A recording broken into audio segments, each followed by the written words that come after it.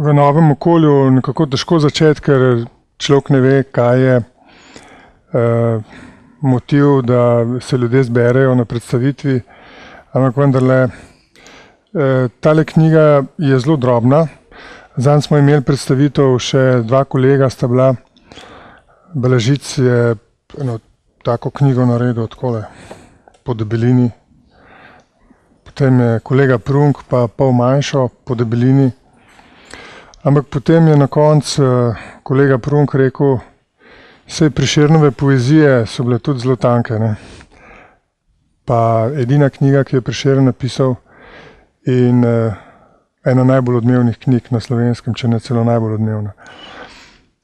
No, to je tako, malo si komplimente dajemo navadno pri predstavitvah knjig in ta se mi je zdel prav dober. Tudi zaradi tega sem jaz naprej razvijal to misel, ker sva s Prešernem rojena na isti dan, on sicer dosti prej pred mano. No, torej politična kultura. Prva knjiga s takim naslovom na Slovenskem je šla leta 1972. Knjigo je napisal kolega, profesor moj, tudi Stane Južnič. In tam noter je razdelal pojem politične kulture, tako kot se naredi pošolsko, povzel je glavne koncepte politične kulture. Potem so pisali še drugi, med drugim recimo tudi eno zadnjih knjig Janez Kolenc, ki je doktoriral tudi z te teme, politična kultura na Slovenskem, tudi tako obsežna knjiga. In seveda bi šlo je vrsto člankov na to temo v tem obdobju. Moja knjiga nima namena, da bi povzemala vse to, kar se je zgodilo v teh letih, da bi potem bi morala biti seveda zelo obsežna, ampak gradi na tem. To, kar je že spoznano, na tem gradi, to znanje na nek način predpostavlja in dopolnjuje s tistim, kar ni bilo še pisano. Knjiga je šla 2006 decembra, tako maletnico, čeprav je pa prišlo vse skupaj malo zakasnitvijo in je pravzaprav ugledala luč sveta ali pa polno zaživela šele letos, januar, februar. Namenjena je pa tudi obletnici 50. obletnici uvedbe pojma v politične vede. Politična kultura je danes že nekaj, kar uporabljamo vsi, celo v vsakodnevnem jeziku. Novinarji precej to uporabljajo, v politiki se uporablja, ampak ta sintagma je prišla v javno uporabo polnokrvno šele leta 1956.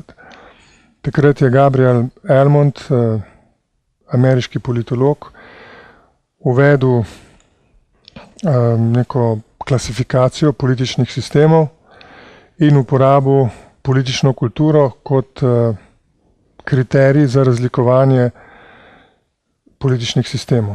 Demokratičnih med seboj, recimo centralno-evropski, kamor spadajo Nemčija, Italija, Francija in še manjše države, ter anglo-ameriški, kamor seveda spadata Velika Britanija in Združene države Amerike.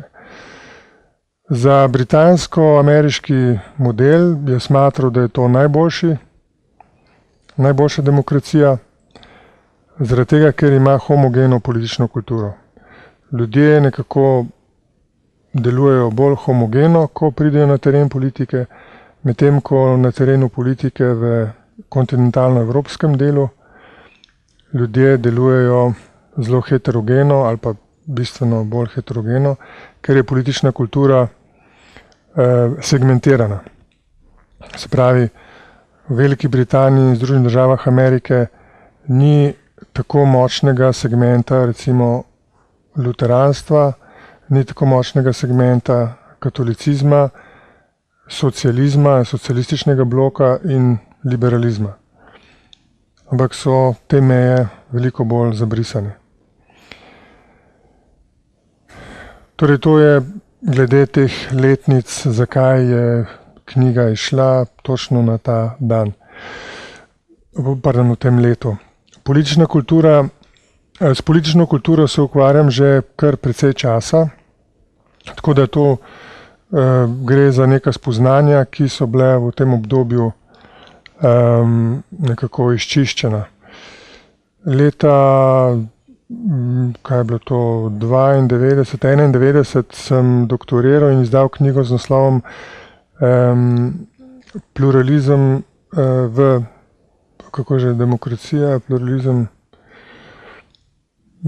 Demokracija v pluralni družbi vprašaj. Pričemer je pluralna družba mišljena družba, v kateri obstaja več zelo močno oblikovanih ali pa celo v stebre oblikovanih političnih kultur. Tipična je Nizozemska, od koder tudi izvira ta pojem Zwielen, stebri, Säulen ali pa pillars v angleščini in nemščini.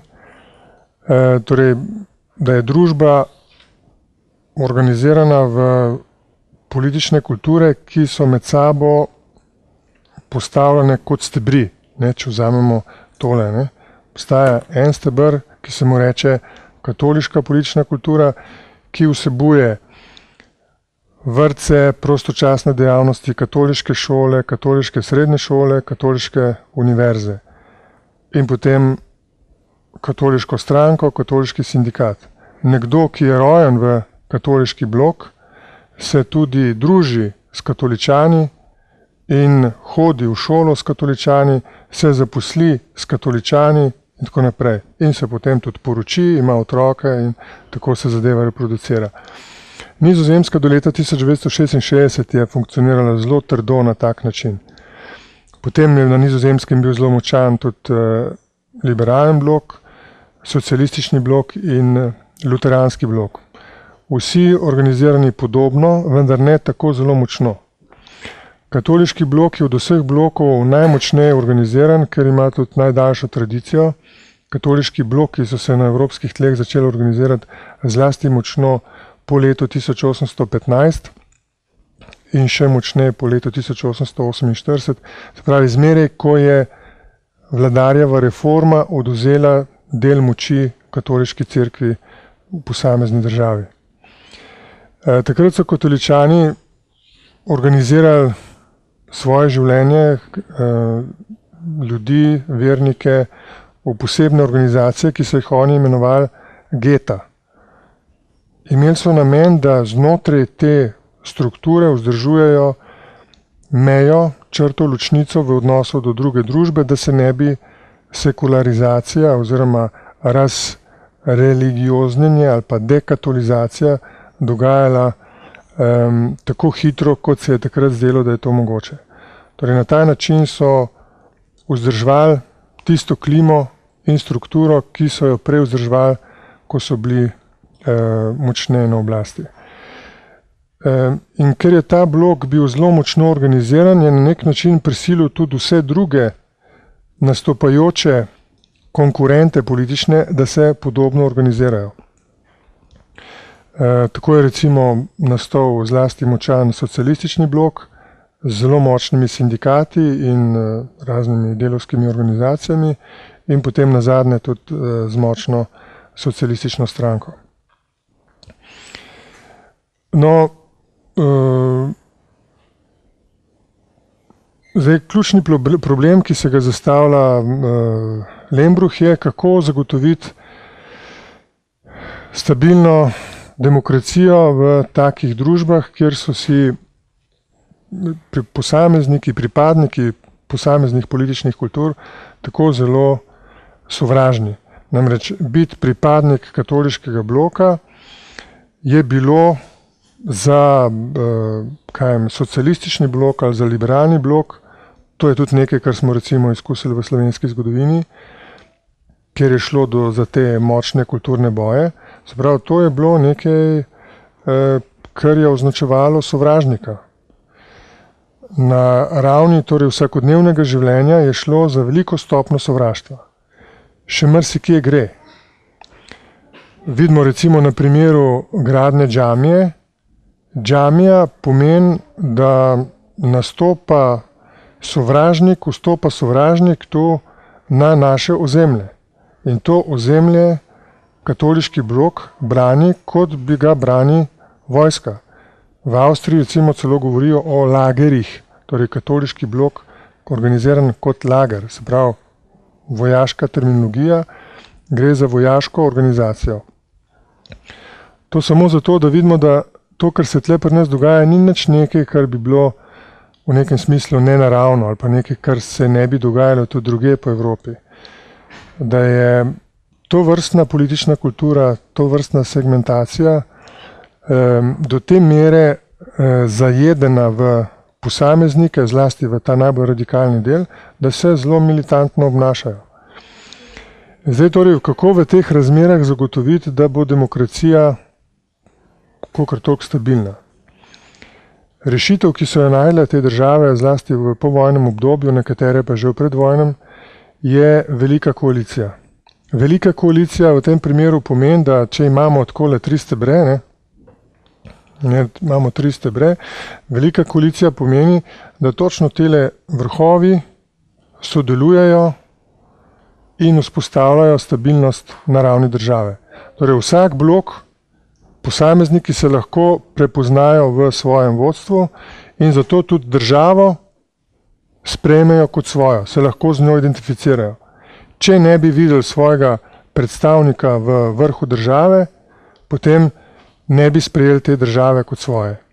In to je zelo pomembno. Torej pri veliki koaliciji ne gre toliko za količino glasov, ampak gre za to, da so v njej zastopani vsi predstavniki blokov. To je nekaj tudi, kar je zelo pomembno in če se spomnite obdobja pri nas 90-92, ko je bilo zelo pomembno, recimo, da je bil Kučan predsednik države v obdobju, ko je Demos zelo globoko oral po Sloveniji. Ravno Kučanova prisotnost je pomagala, da je ta liberalno-socialistični blok, ki obstaja na Slovenskem, lahko prenašal tudi na ravni identifikacije to recimo dosti brezkompromisno vladavino enega bloka. No, potem je tu pomembna zadeva naprej Arendt Leibhardt, ki je na tem pojmu politične kulture razvijal stabilnost prav v malih državah, koncept stabilnosti v malih državah in je ugotovil, da ravno zaradi te velike koalicije te družbe so stabilne in so demokracije. Te države so poleg Nizozemske še zlasti tak dober primer je Švica, Avstrija, Belgija, potem dolgo časa je bil tudi Libanon, tam do leta 1976 je Libanon veljal za vzorno državo od 60 do 76. Cipr, Paragvaj, to so vse bile te države, ki so bile vzorne in so je uporabljal ta model demokracije. Danes recimo se uporablja ta model, je v igri saj na akademski ravni za Bosno in Hercegovino. Namreč tam, kjer je določena politična kultura, določen segment, teritorijalno izoliran, tam je zadeva dosti enostavna, se da narediti neko federalno enoto. Se pravi, se določi neko stopnjo avtonomije in lahko ta federalna enota znotraj te države funkcionira. Tam, kjer je pa po celem teritoriju razprostranjena, kot je recimo, če vidite v Bosni in Hercegovini, kjer so s temi statusi kantonov poskušali rešiti zadevo, tam pa zadeva težko tako funkcionira. Dobro, to je en del knjige, kjer se govori o tem primerjalnih političnih sistemih. Drugi del je pa namenjen Sloveniji in glavnim konceptom, ki so v igri tu na Slovenskem. Jaz se že dolgo časa ukvarjam s tem, da je ena glavnih značilnosti, z dokazovanjem tega, da je ena glavnih značilnosti slovenske politične kulture korporativizem. Zdaj, to je cela zgodba okrog korporativizma. Korporativizem obstaja tisti stari, fevdalni korporativizem in ta, recimo, novejši, ki se začenja s fašizmom. Fašizem je korporativizem naredil za del svoje zgodbe, zato da bi umiril razredni boj in z državno pomočjo vzpostavil neko soglasje, organicistično družbo, ki ne bi bila ne liberalna, individualistična, se pravi, ki bi prepuščala vsakmu posamezniku, da si nagrebe, kolikor pač rab za lastno življenje in še več, niti ne kolektivistična po vzoru Sovjetske zveze. Se pravi, fašizem je bil alternativa tako liberalizmu kot takratnemu komunizmu. Ko je fašizem propadel leta 1945 in bil vojaško poražen, je bilo prepovedano o korporativizmu sploh karkoli govoriti, ker je bil korporativizem enačen s fašizmom. Šele v 70-ih letih se je začela tudi akademska debata o korporativizmu in takrat korporativizem postopno dobi domovinsko pravico.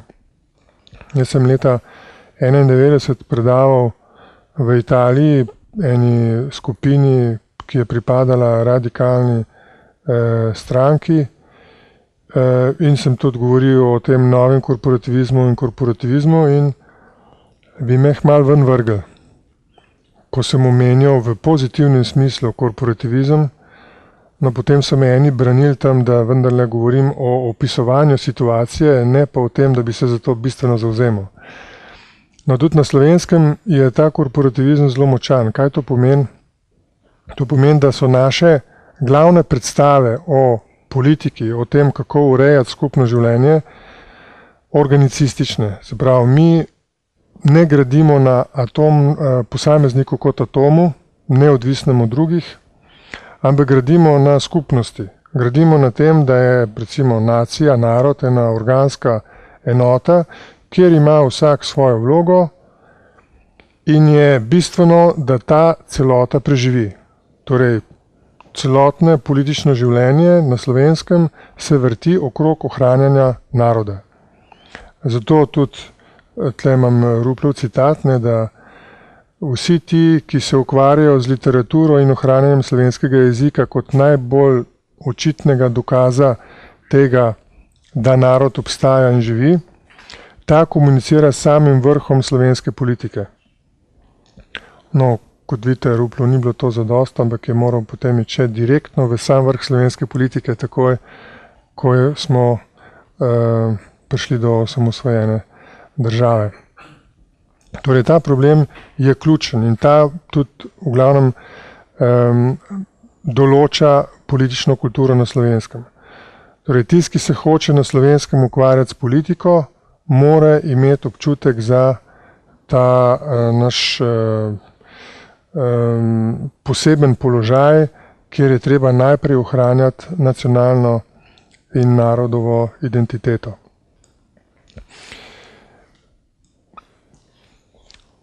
Zdaj, znotraj tega se vleče še ena zgodba, namreč preživetje naroda je najboljše, tako je vzorec na Zahodu, v nacionalni državi.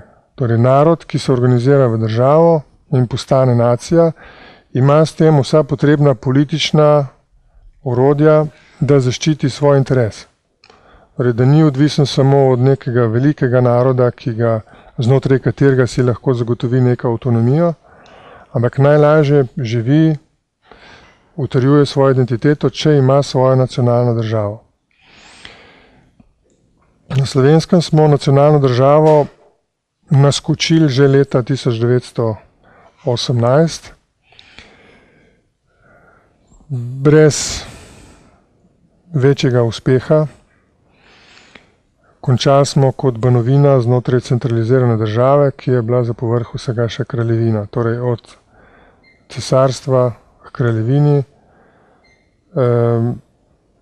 Bistveni dosežek je gotovo ustanovitev univerze znotraj tega, ki je začela postopno graditi lastno inteligenco in dvigovati politično samozavest.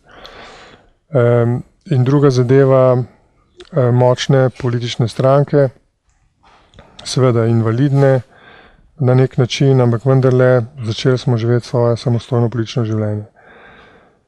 In to nas situacija doleti leta 1941, ko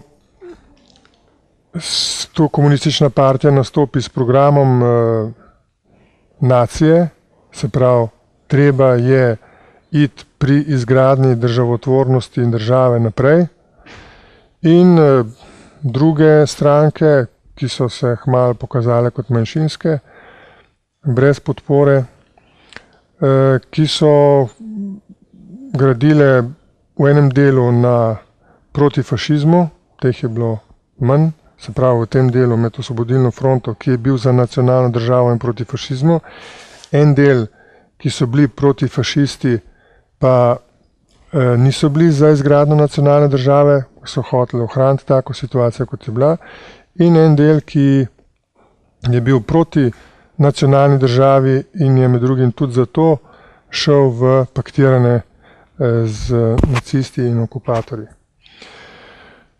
To je, se mi zdi, pomembna ugotovitev, tle ni pretirano na široko elaborirana, ampak vendarle pomembna, da je bistvena zasluga Osvobodilne fronte v tem, da je okrepila nacijo, elemente za izgradnjo nacionalne države med in potem po drugi svetovni vojni.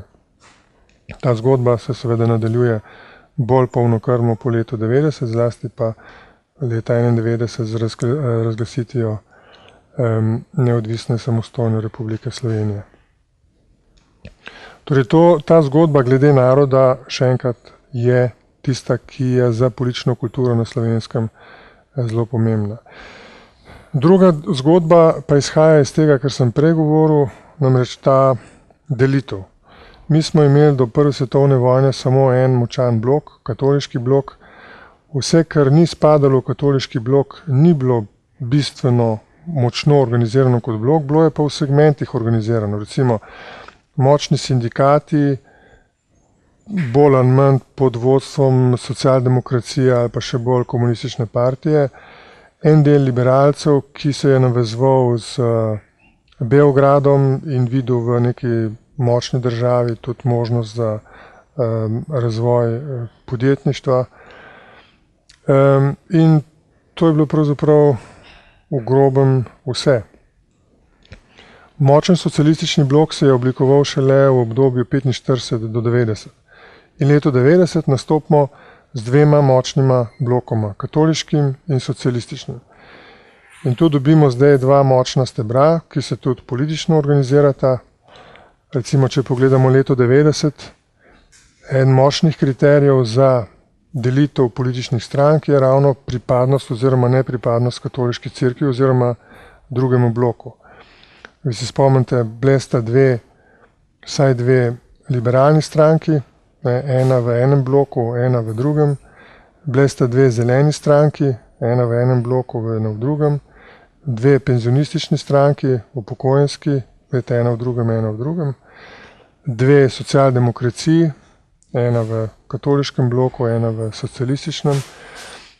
In to se mi zdi, da je vse glede teh strank. Ampak to je bil zelo močan kriterij. Se pravi, precej slojev se je razdelilo po tem kriteriju. Zdaj v začetku se je zdelo, kot da se to delitev da dosta enostavno preseči. Z zaklinjanjem na obdobje osamosvajanja. Ampak zdaj počasi lahko vidimo, da je to neka realnost, s katero je treba živeti. Torej Slovenija živi v dva bloka, živi v dva kosa in tisto, kar je pomembno zdaj za naše politično življenje, je, da en in drug blok drugmu ne strežeta po življenju. Torej, kako to izgleda, ne? Se spomnite predloga zakona o lustraciji, pravi, da bi en blok je poskusil drug blok politično obglaviti. Seveda zakon o lustraciji ni šel skozi, ker bi se pokazalo, da bi ta blok tudi sebe obglavil, če bi šel s tem zakonom naprej. Ne? Kljub temu, da so bili recimo že arhivi ustrezno prečiščeni. Se še zmeraj najde kakšna zgodba, ki bi dokumentirala, ne? Da sta na nek način vodstvi obeh blokov bili vključeni v reprodukcijo prejšnjega sistema. Torej, to je pomembno sporočilo za politično kulturo, torej za politično obnašanje na ravni elit. Torej, pripoznanje obstoja enega in drugega bloka, zato da se lahko življenje v Sloveniji normalno odvija. Zdaj pa še ena zadeva, ki je v knjigi ni, to je gradacija političnih kultur, kako ljudje na različnih ravneh interveniramo v življenje skupnosti in v politiko. Velika večina ljudi se zaveda ali pa živi zgolj kot naravno bitje, samo za reprodukcijo lastnega telesa. Hrana, voda, zrak, mehanika, logistika, toliko, da telo še kam premakne, in to je vse. Druga raven je korporativna raven. Tam je že treba imeti zavest o tem, da si ti del družine in znotraj družine igraš neko vlogo. Da si del vasi kot skupnosti, da si del profesije, v katero si izšolan, v katero si bil iniciran, in je zato treba tudi nekaj narediti za druge v tej skupnosti. Tretja raven je politična raven. Tam se ljudje organizirajo v politične stranke po političnem prepričanju. Potem, kar mislijo na osnovi svojih izkušenj, da bi bilo dobro, da vsi drugi tudi počnejo. In konkurirajo s tem svojim programom za glasove volivcev, za politično podporo, glede tudi posamezne rešitve. Četrta raven je državna raven ali državljanskost v politični kulturi, ki izhaja iz tega, da so vse te predhodne ravni legitimne in da morajo vsi ljudje na vseh teh ravneh zavesti z vsemi svojimi potrebami in predstavami v tej državi preživeti in da je za to odgovorna država. Torej, tisti, ki pride iz politične ravni kot stranka na raven države, se pravi, da dobi mandat za vlado, se mora na tak način obnašati, če hoče, da država funkcionira tako, da so vsi v njej zadovoljni. Dogaja se, da ti iz politične ravni, ko okupirajo državo, oziroma ne pridejo na državno raven, ampak jo okupirajo. In tako se zgodi, da recimo iz države naredijo strankarsko državo oziroma naredijo razširjeno stranko. Kar pomeni, recimo, da se kadruje predvsem ljudi iz stranke. Ne po strokovnih kriterijih in ne po, recimo, državljanskih kriterijih, tako da bi bilo dobro za vse. Ampak samo jemljajo to strankarsko mentaliteto, kadrovsko bazo in jo preslikavajo na državno raven. Seveda obstaja tudi še nižja raven, tisti, ki so tle noter in recimo s korporativne ravni zavzamejo državo, jo spustijo še nižje dol in iz nje naredijo neko korporacijo, neko zgodbo, v kateri ni potrebno imeti recimo takih elementov države, kot so močna zunanja politika, močna med drugim tudi tajna služba, če hočete, ne, močni javni mediji in še kaj. Skratka, tisti se obnašajo zelo tako družinsko. Saj važno je, da preživimo kot neka stroka, vas, občestvo in tako naprej. Nad to ravnjo je mednarodna raven. Mednarodna raven. Se pravi, tu na tej ravni se vzpostavlja zavest o sodelovanju znotraj neke manjše regije med posameznimi državami in tudi pokrajinami, na katere recimo neka država meji. In potem najvišja raven, svetovna raven, zavest o tem, da živimo mi vsi skupaj v soodvisnosti na tem svetu in smo odgovorni za obstoj te zemlje kot edine predpostavke za našo kakršnokoli drugo obliko življenja. Danes se kaže ta najvišja raven zlasti na področju ekologije, tu poteka povezava te predstave o soodvisnosti vseh. Ekologija zdaj toče ven in to se oblikuje ta predstava o svetu kot enoti. To je pravzaprav zdaj za začetek, ne, v uvod, v predstavitev te knjige in teme. Zdaj pa prosim za reakcije. Včeraj sem rekel, ko sem imel predstavitev na Rotary klubu, da prosim zdaj za to, kako se reče temu, jajca, paradižnike, se bom obranil. Izvolite.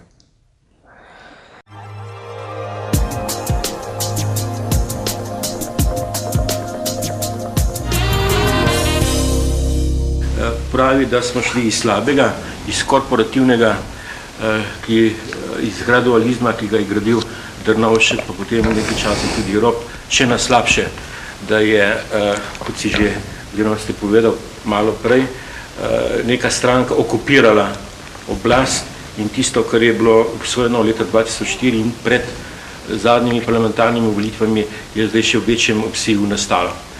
Namreč govorimo o klientelizmu v družbi in pa seveda o zasedanju položajev strani tistih, ki so pač pomagali neki stranki, da je prišla na oblast. Se pravi, vsi tisti, ki so nekako dali svoj prispevek, so našli neko mesto ali v državni upravi ali v paradržavnih organizacijah, se pravi v vseh organizacijah, ki jih nekako lahko obvladuje država. Kakšen pa je pogled znanosti na te spremembe, poleg tistega, kar je bilo že povedano? Poglejte, v liberalni demokraciji se moč določa s številom glasov na volitvah. In to je pač nekaj, na kar se bomo morali navaditi. Nekateri so bili prepričani, da je nek tip oblasti rezerviran točno za določene posameznike, za določene stranke. To je nekaj, kar je tudi precej globoko zakorenjeno v slovenski politični kulturi. Namreč, da generacija, ko pride na oblast, te oblasti zlepa ni pripravljena prepustiti drugim. To se je zgodilo recimo že leta 18, da je generacija, ki je bila šolana še na Dunaju, vzela oblast in je ni spustila do leta 40. Oni so odumrli. Niso bili politično premagani. Potem je nastopila generacija teh komunistov, partizanov, ki so leta 45 nastopili in je bil recimo poskus, in tudi znotraj sebe so ugotovili konec 60 let, da bi bilo dobro za razvoj takrat socializma in samoupravljanja, da oni prepustijo oblast. En del ljudi se je umaknil, recimo Maček se je umaknil, Marinko, potem je bil še Luka Leskušek, medtem ko Kardelj pa Tito pa že ne več, pa Bakarič, se pravi, ta prva liga je pa ostala in je odmrla, spet ni bila politično poražena. 79 Kardelj, 80 Tito, potem še 80 letih Bakarič, predtem še recimo Vlahovič in ta generacija, naslednja, recimo generacija Krajger, Dolanc, enostavno ni vedela, kako naprej. Krajger je govoril, potem ko je komentiral leto 80-81, ko je on bil predsednik predsedstva, je rekel, ko je Tito umrl, mi enostavno nismo več vedeli, kako z Jugoslavijo naprej. In Jugoslavija v resnici bil generacijski projekt. Ene generacije, ko je ta generacija odmrla, novi niso vedeli več, kako naprej in je zadeva šla v pač drugačne predstave. Seveda, tudi še druge zgodbe so bile zraven, ampak to je tudi pomemben del. In ko je prišla generacija, ki se je šolala v 80-ih letih, v glavnem na oblast, 90, 92, 93, je izgledalo spet njej enako kot prejšnjim generacijam, da je ta oblast za čas celotne njihovega obstoja, oziroma dokler ne bojo šli, ne vem kam, si bojo zbrali neke druge položaje. In to ni izgledalo samo njim, to je izgledalo tudi drugim, ki so opazovali zadevo. Zato tudi ta šok 2-4 toliko večji, kot bi bil, če mi ne bi bili s tem vzorcem tako zelo domači. To je ena zadeva. Druga zadeva je povezana na bloke, da je zlasti ta del, recimo katoliški blok, ko pride na oblast, zelo težko prenese koga zraven. To se je pokazalo leta 90, so bila pogajanja zelo hitro končana in so sami vladali. Takrat se je pokazalo tudi, da Slovenija tega ne prenese, kot veste, blok je znotraj sebe razpadel, že takoj po osamosvojitvi je začel razpadati, je Janša predlagal Bavčarja za predsednika vlade na mest Peterleta in potem se je ta agonija vlekla še pol leta. Potem je bilo podobno leta 2000, ko je ta blok spet sam hotel priti na oblast in je vladal tam 6 mesecev. To je bilo spet sporočilo Sloveniji, ki ga je Slovenija zelo hudo kaznovala na volitvah v jeseni leta 2000. In potem zdaj obdobje 2004, in če pogledate pa do danes, ne, in recimo do 2008, če bo šlo tako naprej, je to za Slovenijo zelo težko. Zdaj, če pogledate na polovici mandata, je brez nekih velikih prizadevanj opozicije. Opozicija pravzaprav v tem najmočnejšem delu je celo razpadla. Ne? LDS je celo razpadel in kljub temu vladi ne kaže zelo dobro. Zaupanje ljudi v vlado pada. Se pravi, da to, kar je vlada zdaj počela, ne da bi kdorkoli nagajal, počela je sama iz lastne moči, iz lastnega prepričanja, z vsemi možnimi potenciali, da tega, se pravi, enoblokovske vladavine na Slovenskem volivci večinsko ne podpirajo. Jaz mislim, da se bo to tudi pokazalo do konca mandata in to je nekaj, kar se je pokazalo, recimo, če je bilo to vprašanje, kako to znanost gleda. Znanost ima tu lahko samo primere iz drugih držav na razpolago in to, kar sem govoril, ne, te vzorce, ki so skozi našo zgodovino, to novejšo, se pokazali kot dobri ali slabi. In v vseh državah ta tip enoblokovske koalicije vleče državo nazaj. Torej ne mobilizira vseh razvojnih potencialov, ampak povzroča nek strukturni konflikt, ki onemogoča nek optimalni razvoj. To lahko vidite tudi v Avstriji. Zdaj to obdobje koalicije Hajderja ali pa liberalne stranke z ljudsko stranko je bilo obdobje slabšega razvoja v avstrijski povojni zgodovini. Toliko. Zdaj v bistvu omenili ste dva recimo problema, pač ta blokovska delitev pa mogoče generacijska družba. Pa mislite, da ima večjo možnost za razvoj, da je bolj smotrno za neko stranko poskušati preseči ta generacijski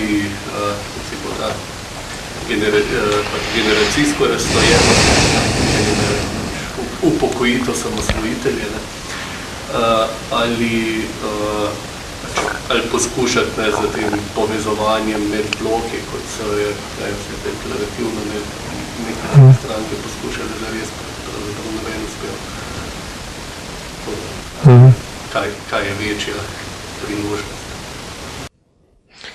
Mi smo na nek način obsojeni na povezovanje, zaradi tega, ker imamo tako malo potencialov, da če ne angažiramo vseh, takoj stagniramo. Takoj stagniramo. To, da se nam ena cela generacija, starejša generacija, organizira v posebno stranko, je zelo slabo.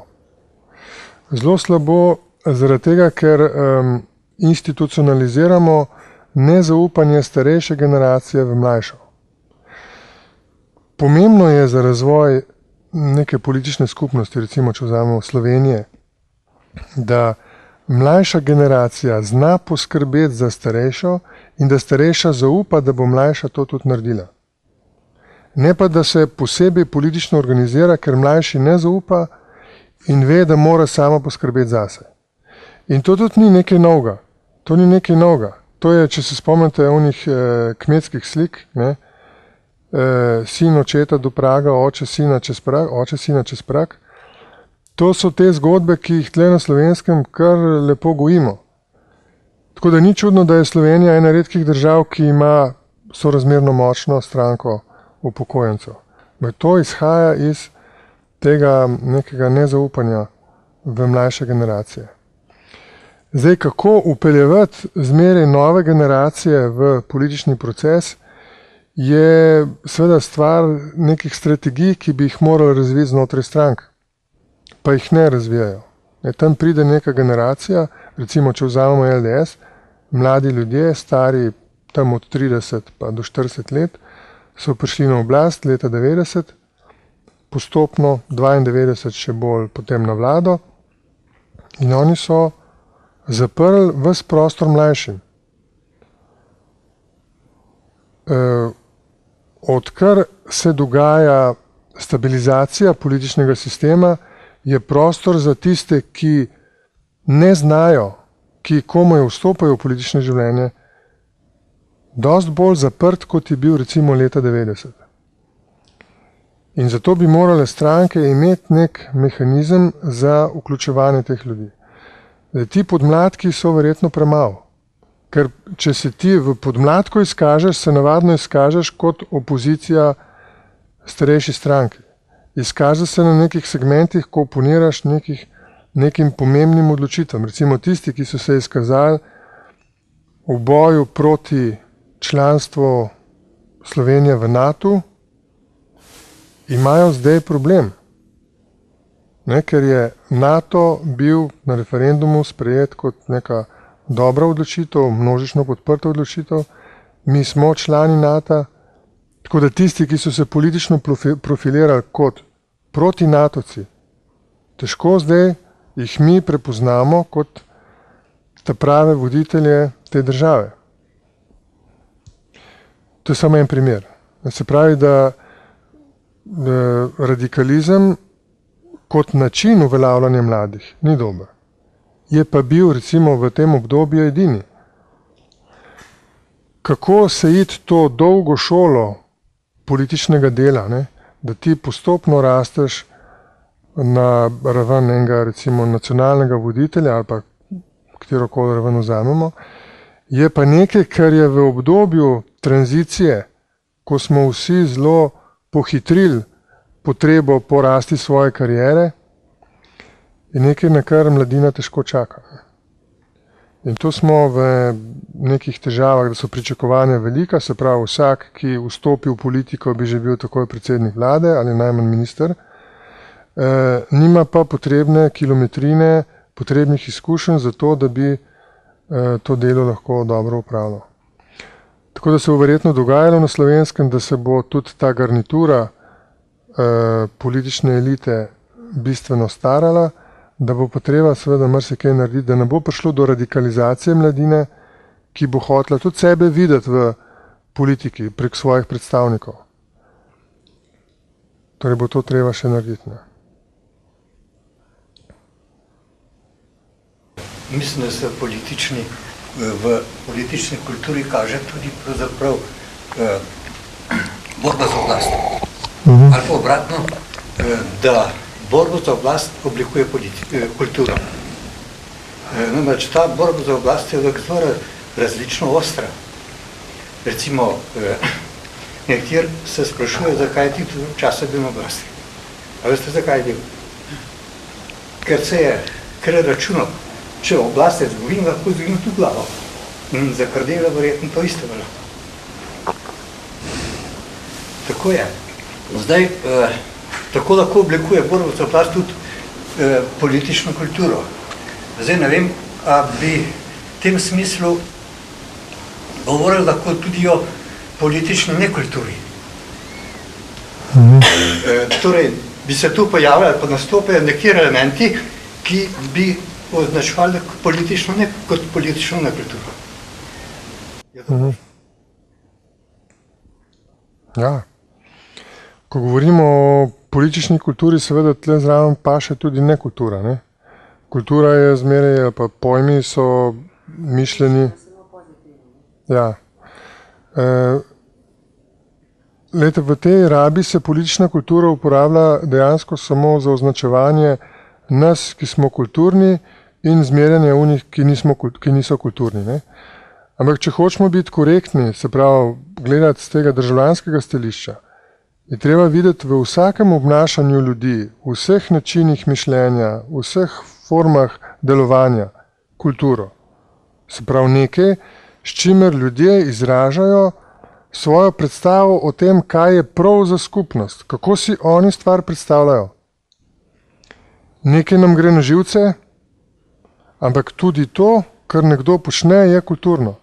Enim gre zelo na živce, da se samo Janša pojavi na televiziji. Eni recimo ne morejo nikakor ne prebaviti Kučana na televiziji. Ali pa recimo včasih se spomnim Kucijančiča,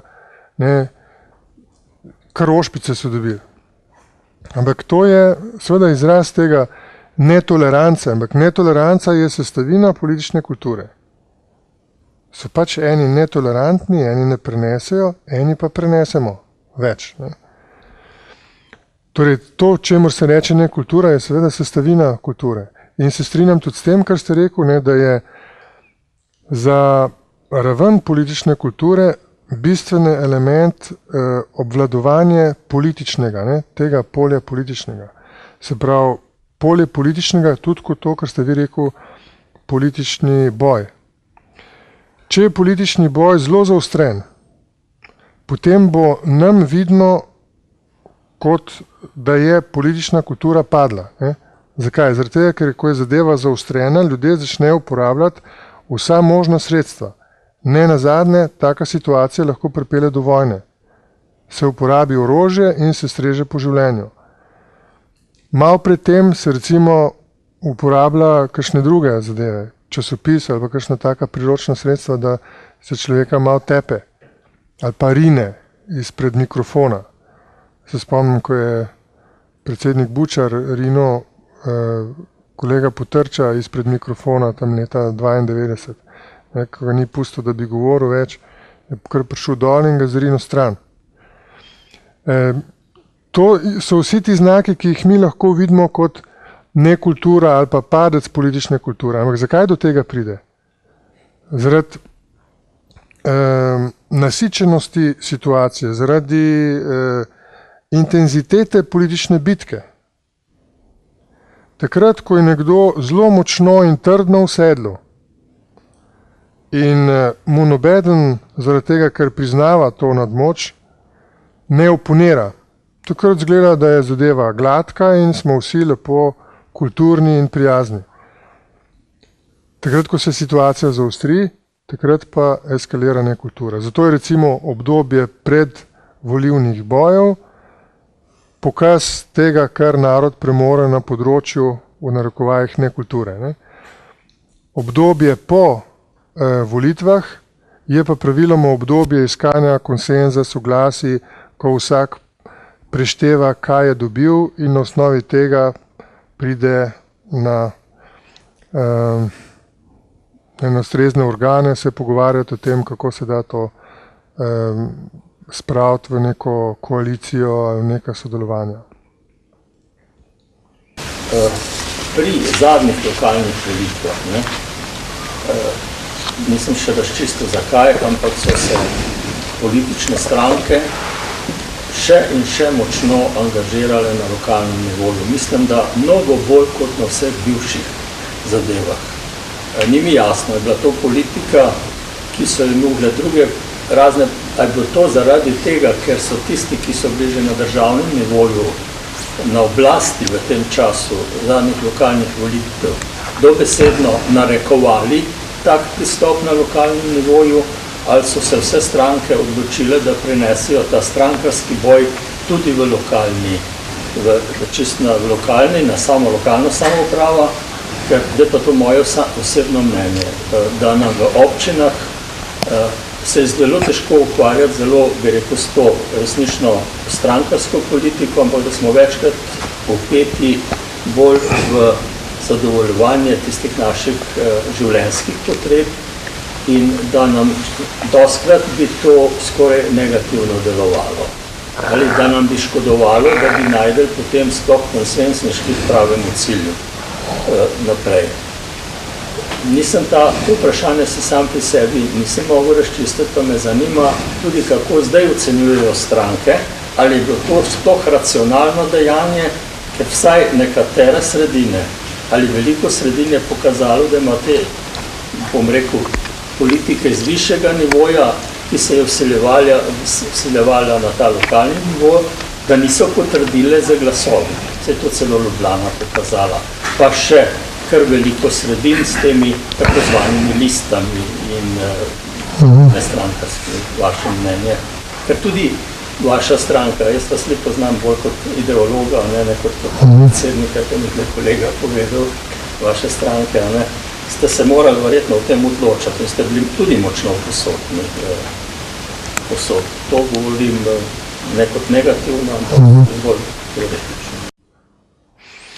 Poglejte, z nacionalne ravni stranka vodi neko nacionalno politiko, ne? In tudi glede volitev, pomembna je z nacionalne ravni rezultat na nacionalni ravni. In to se z vami strinjam, ne, da v tistih okoljih, zlasti recimo, če je kakšna taka mehna občina, ne, ko pride stranka z neko veliko akcijo, ki je nacionalna akcija, v resnici naredi več škode skoraj kot koristi. Ne. In to je nekaj, se mi zdi, kar v glavnem stranka težko upošteva. Ne. Težko upošteva, zakaj je padla ta odločitev ravno zatlele, ne, v Komendi, pač so bile različne okoliščine, nek splet okoliščine pripeljal do tega. Ne.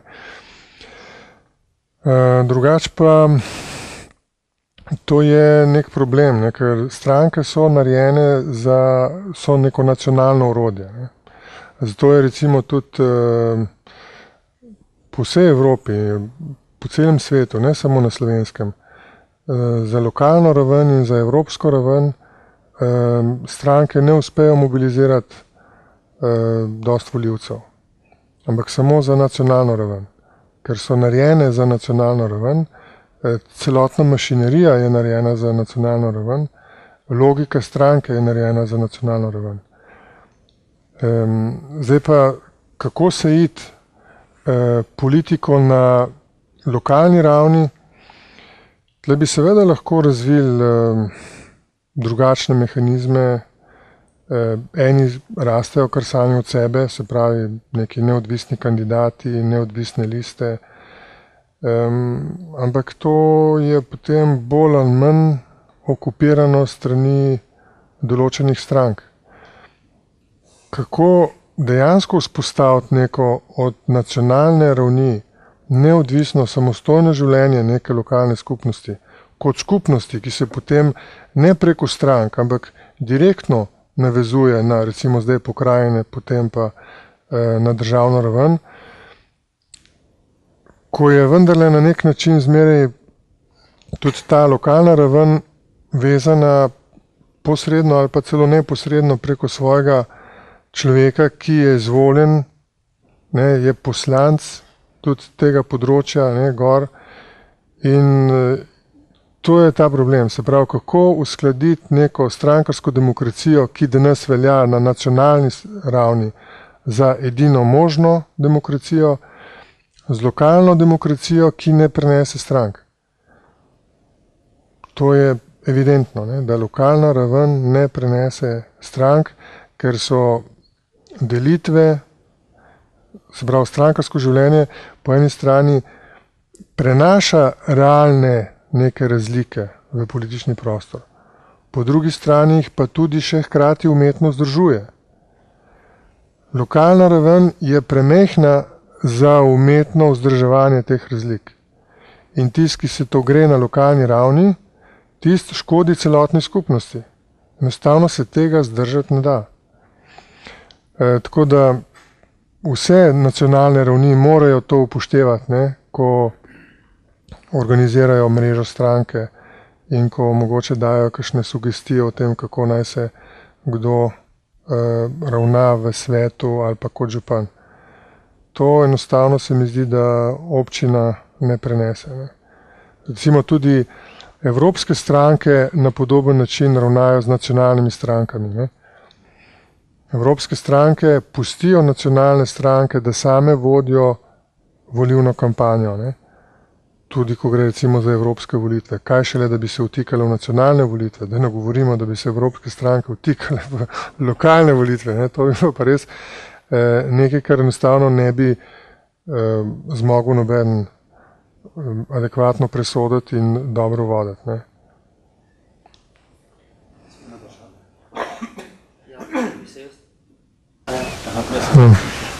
Najprej vam čestitam, ker ste izjemno uspešno oblikovali Pahorja, ki je naredil v 10 letih fenomenalni razvoj kot politik.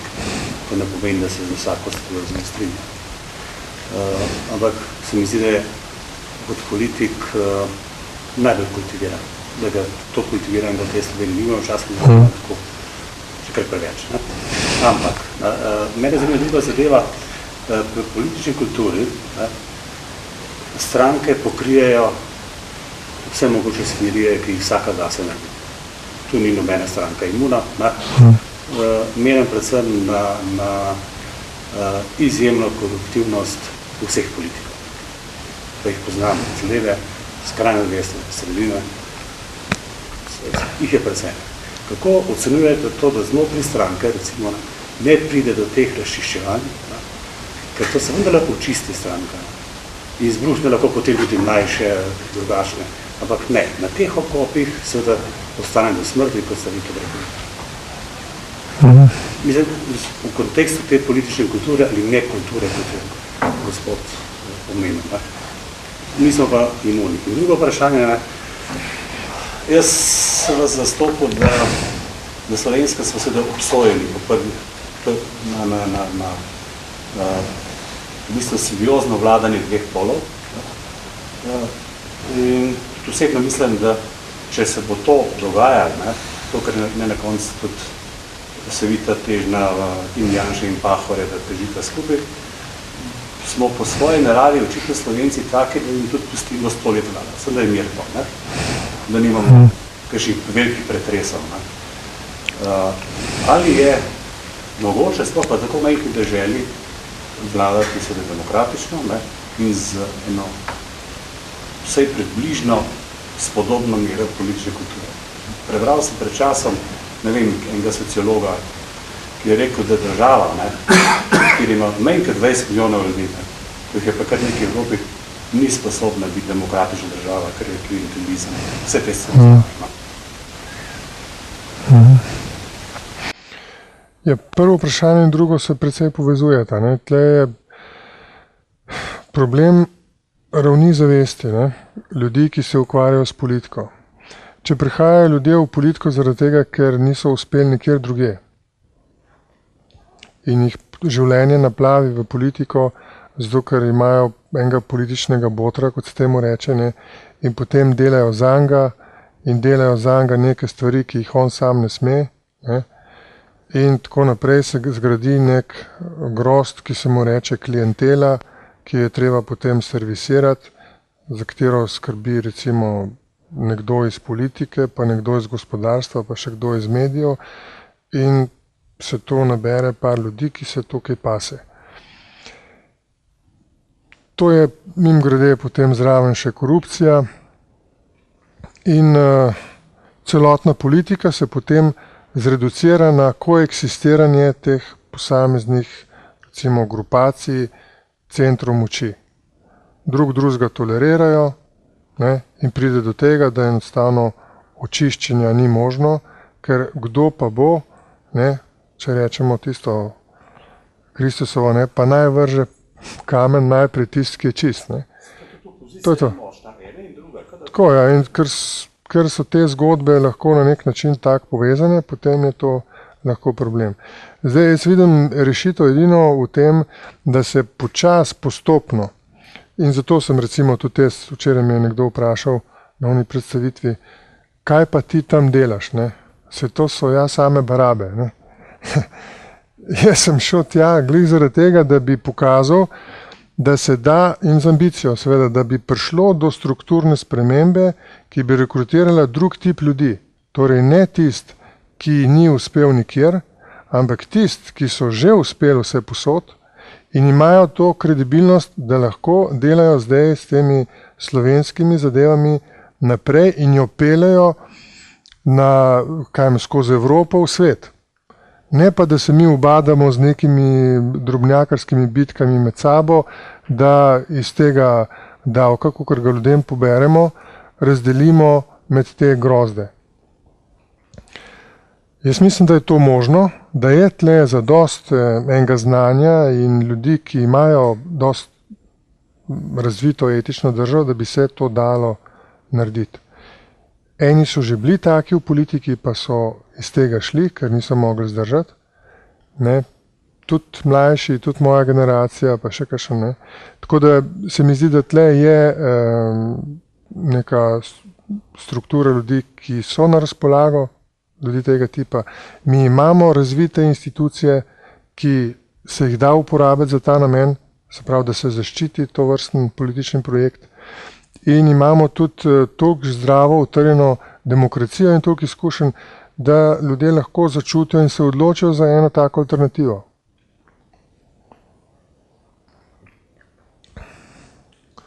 To je, drugače jaz tega enostavno ne bi šel. Mene politika ne zanima zato, ker bi rad komu službo zrihtal, ali pa da imam jaz slabo službo, ali pa da me politika zato zanimala, ker ne vem, zaradi drobnjakarskih zadev. To me ne zanima.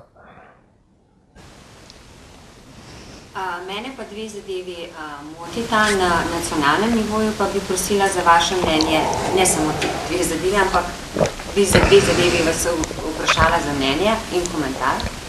Prva je ta, tukaj v knjigi ste pač razložili, da ta socialistični blok, ki se prepoznava skozi socialno demokracijo, zdaj v tem trenutku, je najbolj pripravljen za sodelovanje v tem našem prostoru in tudi najbolj toleranten blok. Ne? Pa me zdaj zanima, to sodelovanje, ki se zdaj že drugo leto vleče med opozicijo in pozicijo. Mene to moti, ker se mora vedno to sodelovanje formalizirati. To pomeni, da se pač mora podpisati ali pač partnerstvo za mir, kot je pač za razvoj, pa zdaj spet to sodelovanje pač o nenapadanju, ko bomo vodili Evropsko unijo. Mene pač to moti, pa me zanima vaš komentar, to je prva zadeva, pa še druga, ker me tudi zelo moti, naprimer, vsi ti politični lideri, voditelji strank, ko javno nastopajo, pa ne samo takrat pred volitvami, tudi sicer, ko pač javno nastopajo kot voditelji strank, me zelo moti, ko na konkretno vprašanje, kaj je, naprimer, razlika socialna demokracija, liberalna demokracija, kaj je razlika, da ne povejo v parih točkah, v parih minutah točno tisto, po čemer se razlikuje, da bi mi volivci na hitro to pač videli. Tako je pa vse zapakirano v en kupenih besed, enih teh floskul političnih in se mi zdi, da je premalo izrazito tisto tako, kot se pač predvsem v Ameriki se tega zelo učijo, do parih minutov se znajo zelo jedrnato predstaviti. No, tega jaz pogrešam v tem našem političnem prostoru, pa bi prosila za komentar. Lahko vprašanje k temu. Prosim za komentar, ali je današnji predsednik države, Drnovšek, za katerega mislim, da bi se mogel Slovencem prej upravičiti tukaj drugega, se obnaša v skladu recimo s temi predstavljami politične kulture. Mojem se ne, ampak vas prosim za pis. Tudi v tem kontekstu, kar je gospa zdaj povedala. Ja, tle je bilo kar par stvari. Če začnem kar tlele, pri tem zadaj zdaj, rep zmeraj lovim, pa tako, ko ješ kačo žre, ne od repa nazaj. Seveda se pričakuje od človeka, ki je predsednik države, da se bo ukvarjal z državo kot državo, se pravi, da bo razvil nek tip državljanskega obnašanja. In ravno zdaj sem razmišljal, kaj se je dogajalo v začetku mandata. V začetku mandata je predsednik Drnovšek skliceval intelektualce in se pogovarjal o velikih razvojnih temah. In je izigraval velikega intelektualnega voditelja. Kot predsednik takrat ni vlekel nekih velikih potez, se pravi kot predsednik države. Se pravi, je funkcijo predsednika izkoriščal za nekaj drugega. V drugem delu mandata se je pa ukvarjal čisto obrnjeno zadevo, se je pa ukvarjal z duhovnim vodstvom, in ki jo je vezal na lastno preobrazbo. Se pravi, spet zadeva, ki s klasično liberalno-demokratsko predstavo politike nima kaj početi. Seveda gurujstvo ali pa intelektualno voditeljstvo imata svoje mesto v političnih skupnostih, ampak ne z pozicije predsednika države. Zato ti ni treba iti na volitve in kandidirati za predsednika države. Ne? Ampak se to počne na kakšen drugačen način. Tako da to je en del zgodbe. Drug del zgodbe je pa ta, da Slovenija lahko to mirno prenaša in tolerira. To je pa najbolj tragični del zgodbe. Ne? Da recimo mi nimamo mehanizmov, s katerim bi konkretnega posameznika lahko prisilili, da se obnaša kot ustrezen predsednik države. Ne, mi nimamo aparata, ki bi predsednika v to prisilil, nekih ljudi, medijev, ki bi predsednika peljali na tisto pot, kot so pričakovanja ljudi. In tukaj imamo problem, ne, da pričakovanja ljudi niti niso tako zelo močna, da bi predsednik moral nastopati kot državnik. To je naš večji problem, ne, kot ta recimo individualna pojavnost, ki se nam zdaj to izkazuje. In ki je ni možno rešiti drugače kot s tem, da okrepimo nek državni aparat in zavest o tem, da rabimo tam enega močnega človeka. In civilna gibanja, ki so zmeraj vezana na močno državo. Ne. Civilna družba, močna civilna družba je zmeraj tam, kjer je močna država. Če ni močne države, ni močne civilne družbe. Ker močna država predpostavlja ne, to civilizacijskost, ker ti ne moreš imeti visoko stopno privatnosti, varnosti, ne da bi hkrati imel ustrezno močno državo. Ne. To je zdaj pa tista vaša vprašanja, so bila pa kako že prvo? Predstavitev strank v parih stavkih. Aha, Ja, predstavitev, ja, ne strank. V bistvu, da je Salida na tak način predstavi, pa pač to povezovanje. Da je treba vedno to sodelovanje formalizirati. Aha, točno, ja. Poglejte, formalizacija sodelovanja je vezana na tole medijske PR pristope, ki jih ta vlada dobro goji. Moja ocena je, da bi ta vlada po dobrem letu, dveh se sesula sama vase, tako kot se Una Demosova, če ne bi bilo strokovnjakov PR-a. Strokovnjaki PR-a s temi akcijami zakrivajo šibkosti vlade. To je, poglejte, vlada, ki je močna, ima nek projekt. Povabi opozicijo zraven zato, da je projekt še boljši in močnejši. Ampak lahko bi ga speljala tudi sama. Vi veste, partnerstvo za razvoj je nastalo takrat, ko je vlada ostala brez ministra, brez reform, razkačeno slovenska javnost in celotno politično telo. In takrat je rabila nek formalni akt za to, da je lahko recimo na nek način peljala zadevo naprej.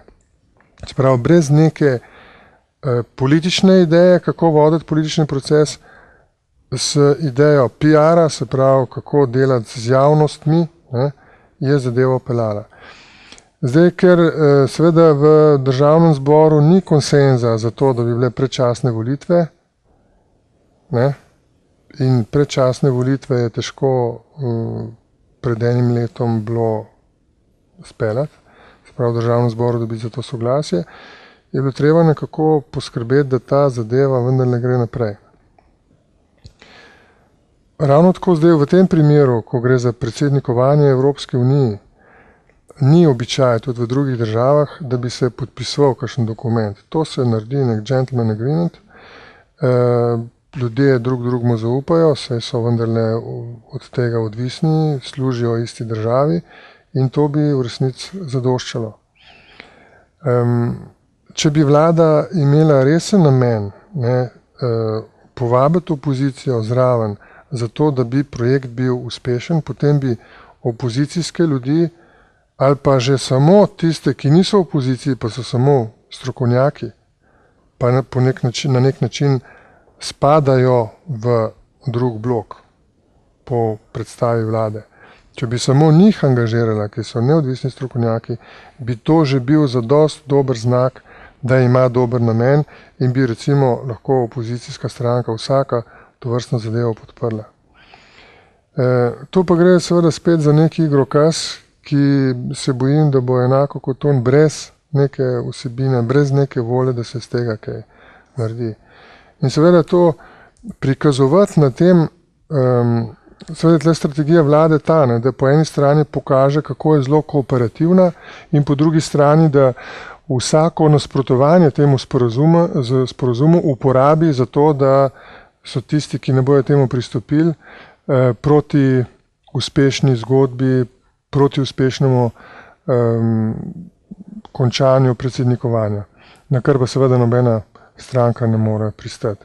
In ker ima vlada v rokah zelo močan vpliv na medije, bi to z lahkoto pokazala, se pravi, da nobena pametna stranka se tej zgodbi ne bo na tak način izognila. Ne? To je glede podpisovanja. Druga zadeva, glede tega jasnega izražanja mnenj in stališče pa tako. En del zgodbe izhaja iz te velike delitve. Torej, ti moraš samo pokazati, da si naš, ne? Da nisi njihov, se pravi, da spadaš v en ali v drug blok in ko to pokažeš, si že opravil večino posla. To je slovenska politika. Samo pozicioniranje v prostoru. Ne pa to, o čemer ste vi govorili, da ti zadevo poznaš, veš, da obstaja več možnosti, poznaš vse možnosti ali pa večino njih in potem zbiraš argumente in oblikuješ ljudi, koalicije, za to, da tista odločitev, prvič, da do te odločitve pride in potem, da se ta odločitev tudi izvede. Se pravi, to, kar je v resnici politični posel. Pri nas je politika še zmeraj preveč zamejena v to, da se ljudje prepoznavajo kot pravi v odnosu do drugih, ki niso pravi. Ne pa v odnosu do tega, da dejansko vsebinsko delajo, ne, in potem dejansko pripomorejo k temu, da pride do kvalitetne odločitve, najbolj optimalne odločitve, potem poskrbijo, da ta koalicija zdrži do izvedbe, ne samo, da pride do odločitve.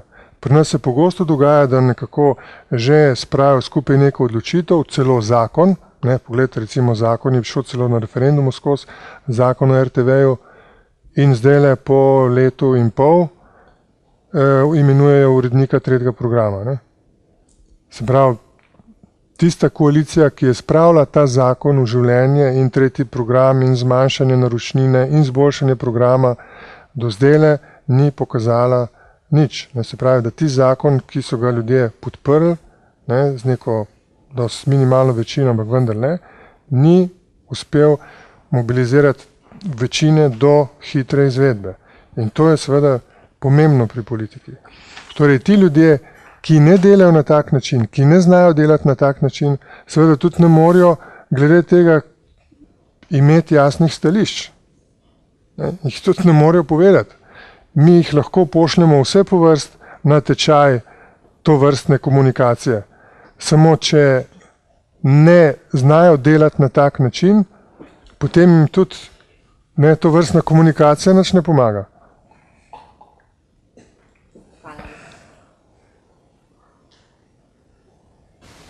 Še lahko, kolikor ne bo Roman, se prejavljal. Ja, mogoče bi sam komentiral tole izvajanje kolega Mirka, katerega se seveda strinjam, ne okrog lokalne politike in pa državne, oziroma kako iz državne ravni na to lokalno. Kaj se je pokazalo, pa bom govoril sam pri nas, ali pa tudi druge. Zelo ključno je, če so te ljudje dovolj široki in potem ni nobenih težav.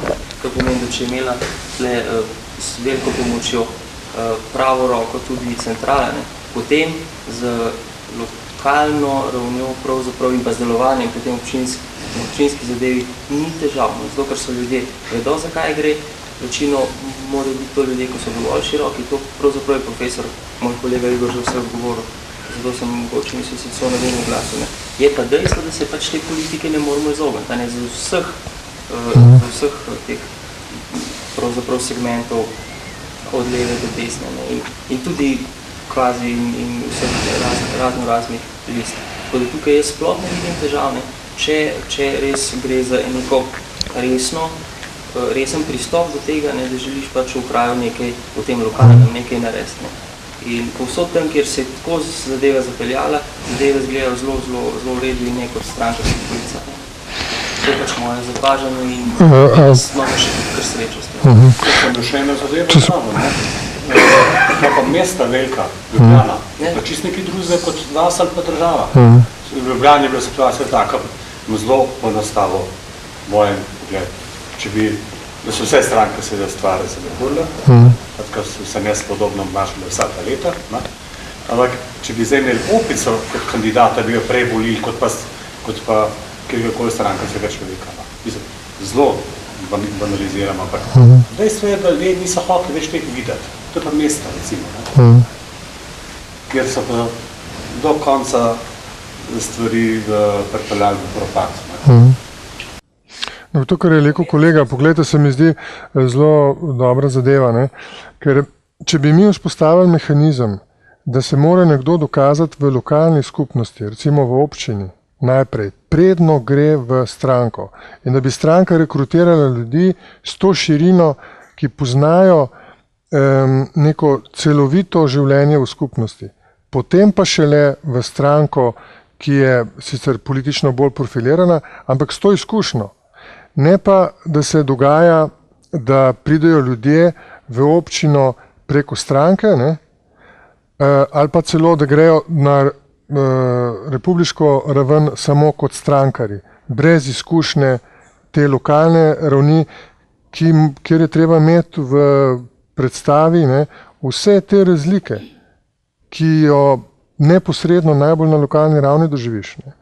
Ko vidiš vse te razlike, kaj pomeni posameznik, pripadnik tega bloka, član te stranke, kako on živi in kako je glih tako človek kot vsak drug in da je treba iz tega izhajati. Ne. In če bi na tak način potem tudi na nacionalno raven rekrutirali ljudi, se pravi tiste, ki so se dokazali, potem bi seveda tudi nacionalni parlament bil bistveno drugačen. Ne. Bi lahko še jasno, ker vidim, da je mečka nerazumevanja. Moje vprašanje je bilo tako teoretično. Predvsem sem pričakoval odgovor in sem ga tudi dobil, kako stranke ocenjujejo in ali je to sploh dejanje, ki je bilo. Edino eno stvar mi niste odgovoril, ali je trenutno vladajoča oblast, ki je bila že takrat koliko 2 leti skoraj, ne?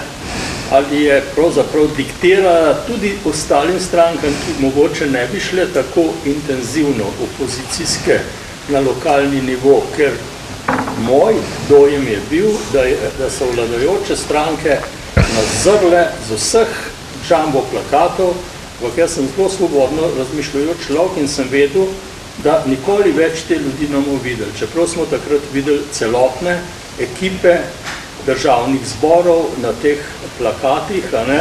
In pri vas smo doma, torej, menil sem, da je bila vsiljena politika zasest trenutne vladajočih strank, zasest tudi v popolnosti lokalni nivo. Mislim pa, da se to ne more upostaviti. Volitve so mu nekako potrdile, da narod kljub temu ni nagradil tako močnega angažiranja na tem nivoju. To je bilo moje teoretično vprašanje, na sam ta naš lokalni nivo. To je v redu, ja, zdaj se mi zdi, da je bolj eksplicitno, se lahko na to drugače tudi odgovori. Ne? To je gotovo, ne. 2.6 je bilo mišljeno kot nadgradnjo rezultata iz 2.4. Ne. In tako kot se je ta oblast lotila zadeve, se je lotila zelo na način okupatorja, ne. Zasest, področje zasest. Ta politična opcija, kot jo jaz opazujem, njej ne gre toliko za vodenje političnih procesov. Ne, ampak imajo neko predmoderno predstavo politike, ne, ker ti deliš fevde, ne, tudi tisto, ko smo prej govorili, klientelizem, se pravi, ti nekomu nekaj daš v zakup in on potem to uživa. Ne. Oni se ne predstavljajo tega, da ni treba, da zasedeš. Recimo, angleški način kolonializma je bil ta, da si vodil procese. Oni so imeli par točk, ne, s katerih so celotno zadevo obvladali, če to vzamemo kot metaforo. Prav, ni treba vsako dušo okupirati in jo prevzgojiti za to, da bo ne, hodila v našo cerkev Maš. Ne. Ni nobene potrebe. Ljudje mirno lahko živijo svoj prav, ne. Samo treba je urediti življenje tako, da bo za njih optimalno, ne. Čim bolj optimalno. To je čist druga logika in čist drugačen pristop k politiki. Tako da po eni strani se strinjam s to oceno, ne, da ta manever ni uspel, ne, da ni bil nagrajen. Je pa seveda to bilo tudi obdobje, ko je vlada prišla ven z reformami in ni doživela nobene podpore, ne pri političnih strankah, ne pri sindikatih, ne pri združenjih, ne pri tem strokovnjakih. In je morala potem z agresijo, ki jo je vodila v tej kampanji, držati skupaj, ne, to svoje volilno telo, kar je na nek način vendarle uspelo, ne, ker drugače bi prišlo že takrat do kraha. Recimo, da ne bi imeli takrat lokalnih volitev, ne, kjer je vlada lahko spet skozi to kulturni boj pa okupacijske težnje se sestavlja skupaj, ne, bi mi že takrat imeli prvo resno krizo vlade. Ne. Morda še eno področje, ki je predmet politične kulture, prestopi poslancev iz ene stranke v drugo, iz enega poslanskega kluba v drugi poslanski klub. Komentarjev na to temo pisnih bralcev v elektronskih medijih je ogromno. Nekateri poimenujejo te poslanci za zidajalci, brez sramu, brez časti in tako naprej. Treba je pa povedati, da nekatere stranke so izkušnje iz 90-ih let, iz prve polovice 90-ih let ugradile svoje strankarske statute in teh problemov pravzaprav nimajo. A je potrebno pravzaprav v slovenskih strankah vedno nekaj ugraditi in na ta način usmerjati politično kulturo, ali se morda da tudi kako drugače, pa potem neuspešno, kot je primer liberalne demokracije v Sloveniji. Namreč v tej demokraciji, ne, izvoljen poslanec dobi čisto drugo ustavno vlogo, ne, pri večini stranki pa tudi danes dobro, oziroma zelo dobro kotira, je pa povsem normalno, da se pred izvolitvijo podpiše vsak bodoči poslanec ali poslanka, da vkolikor bo dovolj v tistem poslanskem klubu, da se pač poslavlja od državnega zbora. Vprašanje je v tej smeri, je potrebno pravzaprav na tej stopni politične kulture vgrajevati v sistem te regulatorje, ali bomo svojo zavestjo v nekem doglednem času morda do tega tudi prišli. Kot mi je znano iz preteklih let, iz preteklih desetletij, Edvard Kardel je veliko dal na zavest, pa vseeno zgodba ni bila najbolj uspešna, čeprav je bila idealistično zasnovana. Tle je več ravni. Ne? Volitve so vsake 4 leta in takrat se izmeri neka politična moč. Situacija se pa dogaja kar naprej. Ne? Kar naprej se politični konsens spreminja. In zdaj je treba oceniti, koliko se spreminja. Ne?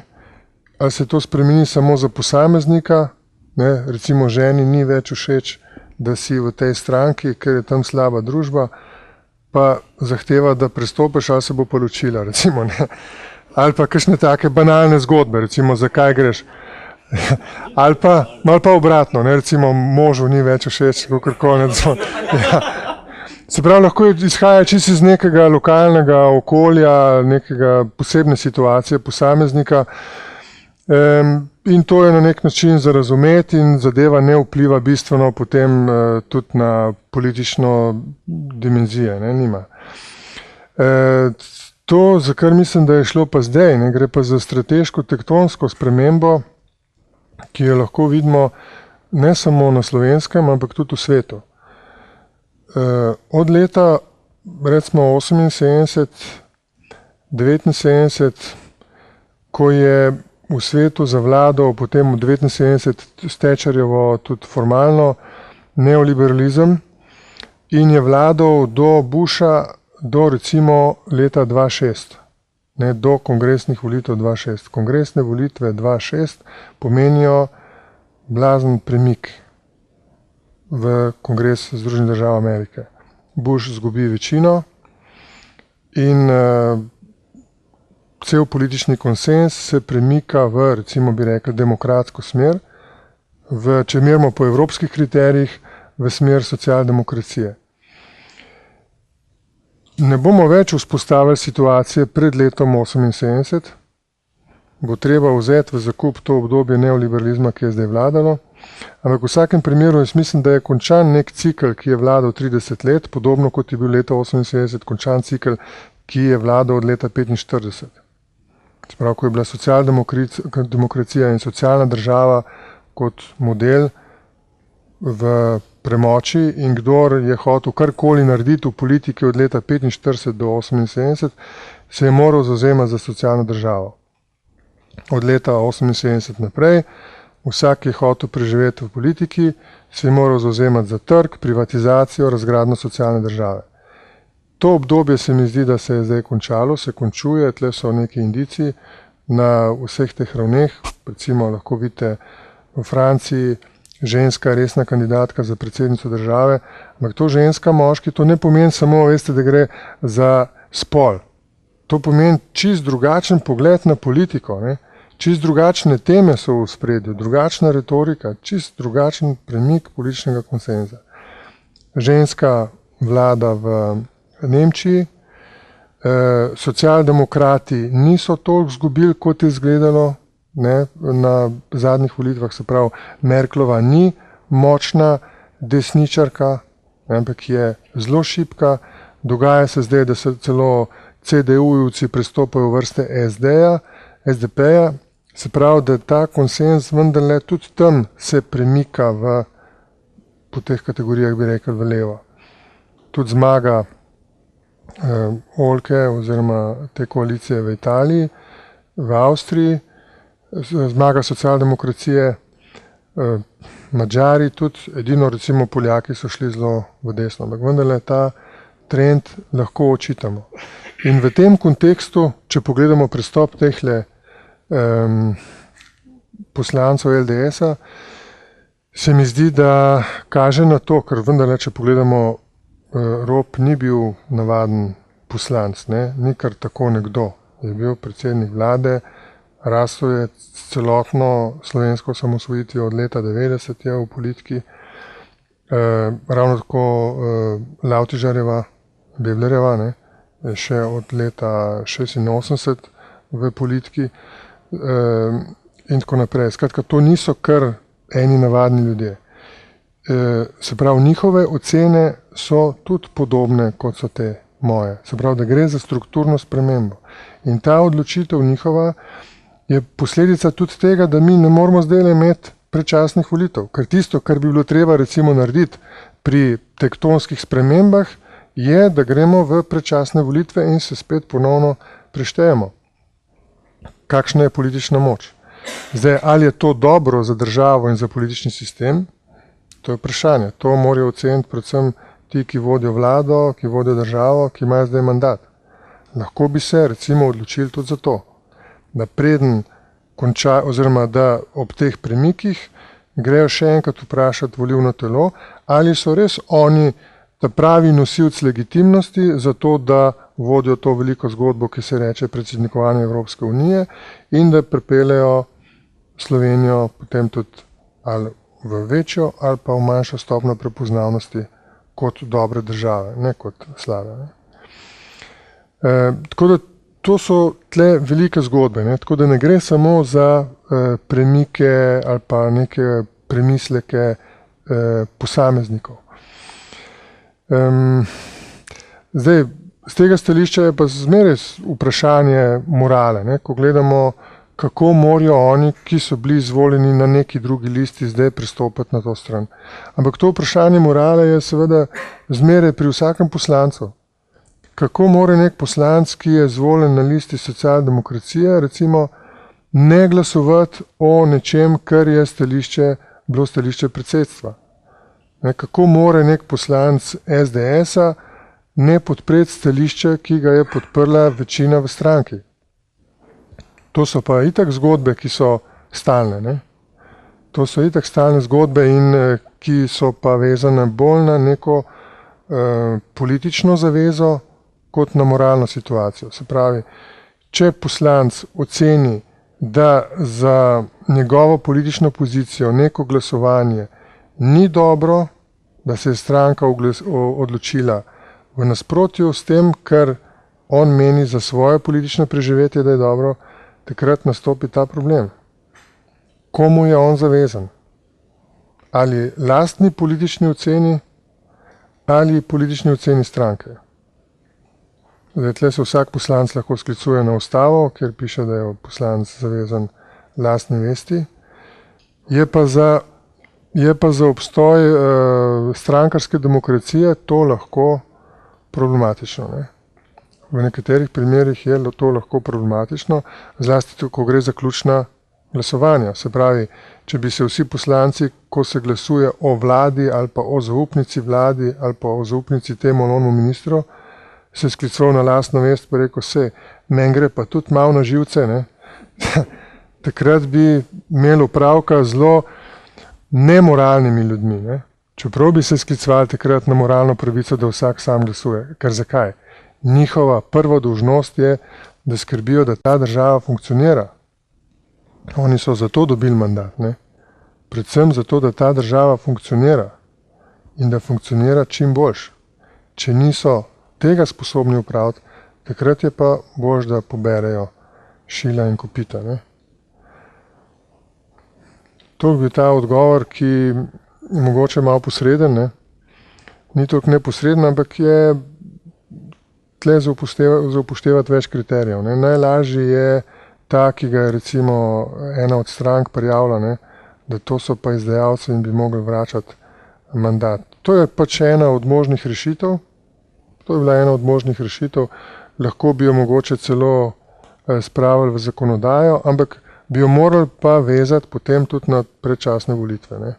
Sprav, če bi to zahtevalo do vsakega poslanca, da se vmes ne sme gibati, bi morali pa tudi napisati recimo, da če 20 poslancev zahteva predčasne volitve, potem bi morali iti v predčasne volitve. To se mi zdi, da bi pa bila tudi politično neka fair situacija. Seveda pa bi, paste, ne, tlo zabredel, sistem politični bi zelo destabiliziral, ne, in potem to ne bi bila prava rešitev v resnici. Ne. Tak, ki izgleda na prvi pogled dobra, ker je moralno bolj čista, je politično zelo slaba. Ne. Tako da moram reči po eni strani, naš politični sistem s tem, ko onemogoča prehitro odločitev za predčasne volitve, vnaša neko potrebno stopno stabilnosti. Jaz vam povem, da smo Slovenci nagnjeni k temu, da bi imeli volitve kar vsak dan. Ne? Tako da je fajn, da zdržimo neke mandate do konca. Vi vidite, recimo, tle obstajajo neke stranke, ki ne zdržijo v vladi nikoli do konca. Zmeraj pol leta grejo ven. Ne? Pred koncem mandata grejo pol leta ven, zato da se pripravijo na volitve spet in se prodajajo na levo in na desno. Ne? In to je slaba situacija, politično slaba situacija. Ne gre toliko za vprašanje morale, ne? Ampak gre za to, da to destabilizira politični sistem, vnaša skušnjave tudi pri drugih in enostavno onemogoča delo vlade zadnje pol leta. Takrat, ko bi morala vlada kronati svoje delo, ga ne more, je onemogočena, ne? Kar je slabo. Ne? V našem parlamentarnih strankah vidimo nekaj zelo jasno interesnih skupin, pač delitev na stranko mladih, stranko upokojencev, stranko kmetov, stranko obiskovalcev cerkve in podobno. Nikjer pa pravzaprav v naši teh kratki zgodovini ni bilo neke jasno izražene stranke, ki bi zagovarjala interese kapitala ali pa podjetništva. Je to, mislim, ampak verjetno tudi ta interes obstaja. Ne? To pomeni, da se enostavno mora najti neke druge poti in se to že kaže skozi neko našo politično kulturo. Ali enostavno to pomeni, da smo mi, to je en od večjih razlogov, zakaj vseeno malo zaostajamo v razvoju oziroma ne napredujemo toliko, kot bi mogli, ne? Ko vendar vidimo vsak dan, ne, da je vsaj na neki na neki upravni ali pa tudi politični ravni, ne, je seveda zelo sprejemljivo se boriti za varstvo narave, za varstvo upokojencev, za varstvo manjšin, za varstvo Romov, kogarkoli. Ne. In zelo nevljudno je pa seveda zagovarjati oziroma tako nekako neprimerno zagovarjati projekte, ki so enostavno razvojno in naravnanje ali pa rečemo temu v nekem kapitalskem interesu. Da se ta zadeva kaže skozi našo politično kulturo. Zdaj, kapital je toliko močan, da ne rabi svoje stranke. Ne? Po eni strani, po drugi strani je pa vsak kapital zelo konkreten. Ne? Se pravi, ne samo, da je od branže do branže različno, kako so kje kakšni profiti, ali pa recimo uvozniki, izvozniki, celo od podjetja do podjetja je zelo odvisno, ne, kaj bi pomenil nek ukrep vlade. Zato se nobeno podjetje, oziroma tu podjetja delajo sama, ne, preko lobiranja. Se pravi, ko hočejo vzpostaviti nek svoj interes, ga peljejo kot individualna kapitalska grupacija. Ne. Na generalni ravni se pa interes kapitala vzpostavi šele skozi državo. Ne. Tam šele pride do izraza kapitalski interes. Skozi sistem selekcije, kaj je sploh pripuščeno v politični sistem, ne, kaj pa je enostavno ni dovoljeno. Recimo, če pogledate kapitalski interes, da nas je nemogoče, da bi nekdo sploh pomislil na to, da bi uvedel samoupravno državo ali pa da bi se šel recimo nacionalizacijo kakšnega premoženja. Ne. To je nekaj, kar je absolutno protikapitalsko mišljenje. Ne. Tle ni nobene stranke in z tega stališča ni potrebno imeti neke stranke, ki bi še posebej ta interes zaščitila. Ta interes kapitala je zaščiten z ustavo, je zaščiten s privatno lastnino, s pravico oziroma z protimonopolno zakonodajo. In to so te ključne zadeve, ki ščitijo interes kapitala. Se pravi, nek svoboden trg z nekimi mehanizmi, ne, ki ta trg, ukolikor gre v neko monopolizacijo, se lahko sproži nek proces, kjer država intervenira ali pa celo Evropska unija intervenira, ko začuti, da gre za kakšno nepravičnost v smislu svobodnega trga. Ne. Recimo, zdaj v ekscesnih primerih, ne, to verjetno imamo toliko urejeno, ne, na eni kot na drugi strani, ne, toliko kultiviranja. Recimo Slovenija je dežela, ki ima, mislim, da najvišji davek na plače oziroma prispevke in karkoli že, ne, skratka najvišji presežek v Evropi. Cela 90. leta je bilo izjemno težko, recimo, zgraditi neko, speljati kakšno večjo novo investicijo zaradi tako zaščitenih vseh drugih segmentov družbe ali pa prostora.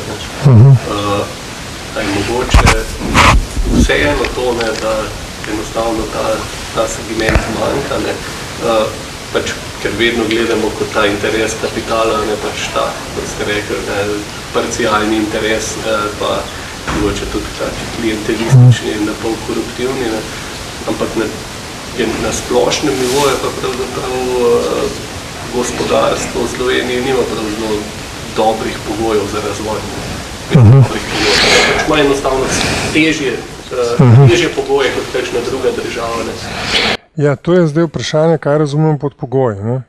Recimo, če pogledate zdaj Kalifornija, kjer je dost, ne, prvič je Amerika, drugič je pa še Kalifornija zelo neoliberalno urejena, tam zdaj ugotavljajo, da bi bilo dobro uvesti obvezno zdravstveno zavarovanje. Sprav, to ni več stvar posameznika, ne, ampak mora podjetje, ki zaposluje človeka, poskrbeti za zdravstveno zavarovanje. To pomeni ravno nasprotjo, ne, s tem, kar je tle bila ideja. Se pravi, da visok davek, visoka varnost recimo za čas v obdobju penzije, visoka stopnja tega socialnega varstva, zdravstvenega varstva, ne, da to ni slabo okolje za kapital. Da je to nekaj, kar zdaj počasi ugotavljamo, kapital čez dalje bolj ceni. Zaradi tega, ker ima manj stroškov na dolgi rok. Ti, če ljudem daš kot posameznikom možnost, da sami plačujejo iz lastnega dohodka v zdravstvo, za penzijo in tako naprej, se ti lahko zgodi, tako kot je bilo v Združenih državah Amerike, recimo v Kaliforniji, od 35 milijonov ljudi, 7 milijonov ljudi nima sploh nobenega zdravstvenega zavarovanja. Potem jih je pa naprej še 10 milijonov, ki imajo zelo nizko zdravstveno zavarovanje. To je glih toliko nizko, da ko pride zdravniku, mora zmeraj plačati še nek dodatek. Ne? Ker si zavarovan zelo nizko, to pomeni tako. Veste, če nimaš ti, da si zavarovan nad $200, se pravi, če je znesek do $200, ga moraš sam plačati. In to je pravzaprav najtežja oblika zdravstvenega zavarovanja, ki je, ne, po eni strani pa zgleda poceni. Se pravi, da stališča kapitala, ne, ki hoče imeti vse te zadeve v resnici urejene, da se mu ni treba potem posameznemu kapitalistu ukvarjati ali pa zaposlevalcu ali pa sploh celotni kapitalski družbi ukvarjati s tem, ali bojo ljudje poskrbeli za lastno varnost. In se ti potem kar naenkrat zgodi, da jih moraš recimo 1/10 ali pa 1/20 zapreti, zato ker kradejo, se prostituirajo, ne, ker so prisiljeni to početi, ker enostavno jih je recimo trg izvrgel, ker se niso dobro organizirali, kot bi se temu reklo. Ne. Če pa ti vnaprej poskrbiš z nekimi tudi obligatornimi zakonskimi posegi, zadolžiš delodajalce in posameznike, da poskrbijo za to, da imajo dobro šolstvo, da skrbijo za, da nek družbena skupnost poskrbi za otroke, poskrbi za izobrazbo, da ti ni treba misliti takrat, ko delaš na to, kako boš popoldne preživel, kaj bo, ko boš zbolel, če boš zbolel in tako naprej. Ne? Če je za to poskrbljeno, si dosti boljši delavec. In tako okolje je za kapital dosti boljše. Samo pazite, kje je razlika. Za rizični kapital, za ta, kot je rekel enkrat, ne, kazino kapitalizem, se pravi, ko nekdo pride, vloži, zavrti se ruleta, pobere denar, za ta tip kapitalizma je to zelo slabo. Ta tip tujih vlagateljev si tle pri nas ne želimo. Za tiste je ta država res predraga, ampak oni bi prišli za 2-3 leta, pobrali denar in šli. Od njih mi ne bi imeli nič. Nizke plače in zelo padec vsega standarda in kvalitete življenja. In to je to, kar nam kar naprej govorijo nekateri, ne? Da so davki previsoki, država je predraga. Ja, je predraga, zato pa je kvaliteta življenja med najboljšimi. Slovenija je po teh vprašanjih, ne, več kriterijev so vzeli, ampak recimo vprašanje, kje bi rad živel, je Slovenija zaenkrat na svetu na 26. mestu, kar je zavidljivo, ne? Verjetno bi jo mi uvrstili še više. Ker recimo, če greš na Švedsko, ne moreš govoriti slovensko, ne? To naj pomeni kot sklepne besede ali pa tudi midva tu želiva stvar pele do konca. Julij bi moral kmalu ustaviti 30. da nima tudi tega dela, se zahvalim za obisk vednega profesora dr. Lukšiča v Komendi.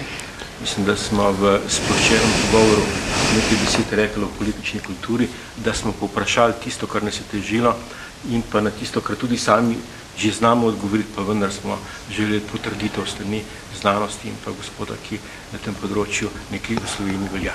Hvala lepa z moje strani. Tudi hvala lepa z naše strani. Mislim, da so bile vaše zadnje besede en tak prijeten, malo tudi šaljiv zaključek.